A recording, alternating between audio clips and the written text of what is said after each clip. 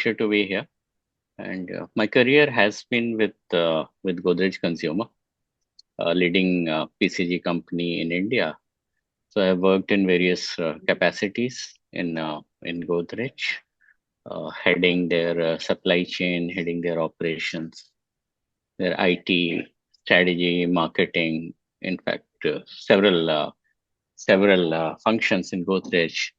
And after that, I have started my own consulting company called Reflexive Supply Chain Solutions.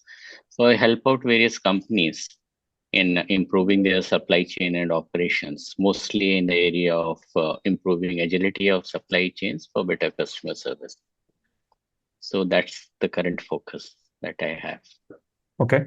And how did you end up in supply chain? Like, or why did you decide to start your company in supply chain? Because from what you told, you tried multiple things at Godrej, right? Yeah. So I thought in supply chain we were clearly differentiated. Our results were much better than any of the competitors. We pioneered several models and several techniques in supply chain. And in terms of the final customer service levels, we are way ahead of the competition.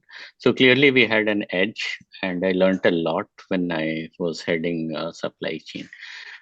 There were requests even at that time from companies to learn about what's happening in this area. And I used to tell them about the principles that we are following, the practices that we followed at that time. So I thought, why not? And the same request continued after I left Godrej. So Mm-hmm. it appeared to be a good area to be in, to help others improve their supply chains to the extent I can contribute to their improvements. Right, right. So, when we use the term supply chain, right, Yeah, what does it mean according to you? Like, what does it all encompass? yeah. So basically, supply chain is about flow of products and all related things like information and cash, etc. But primarily, it's about the flow of products, right from their raw material stage up Mm-hmm. to their finished goods stage and in the hands of the consumers who wants to buy them and use them. So the entire journey from raw materials coming to the factories, conversion into finished goods, and then entire distribution of finished goods till it reaches the consumer is part Mm-hmm. of the supply chain. Got it. So, in short, as you mentioned, flow of goods and everything that helps or is related to making this happen. Yeah, yeah, yeah. Understood.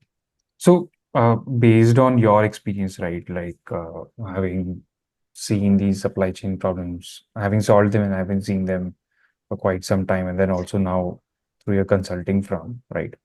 What do you think are the key challenges currently in a supply chain design and making that work on ground? Yeah, the conventional supply chain design evolved over a period of time, and it evolved in an era where the data Hmm. required for running an effective supply chain was not readily available.